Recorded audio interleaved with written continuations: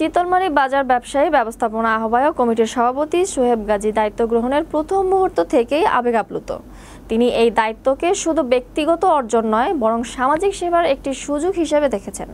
তার মতে, ব্যবসায়ীদের ঐক্যবদ্ধ প্রচেষ্টা ও প্রশাসনের সহযোগিতায় চিতলমারী বাজারকে একটি আধুনিক, পরিচ্ছন্ন ও গ্রাহকবন্ধক মডেল বাজার হিসেবে গড়ে তোলা সম্ভব। 29 সেপ্টেম্বর সোমবার সকাল 7টায় চিতলমারী বাজার মনিটরিং ও দুর্গাপূজা উপলক্ষে মন্দির পরিদর্শন শেষে সাংবাদিকদের তিনি একথা জানান।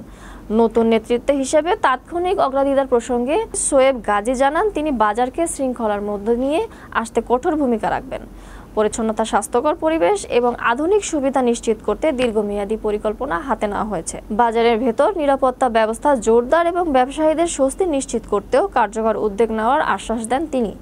স্থানীয় প্রশাসনের সঙ্গে সমন্বয় রেখে আইনশৃঙ্খলা বজায় রাখার পাশাপাশি তিনি ক্রেতা বিক্রেতাদের জন্য বাজারকে আরও স্বাচ্ছন্দ্যময় করার নতুন পদক্ষেপের কথাও তুলে ধরেন।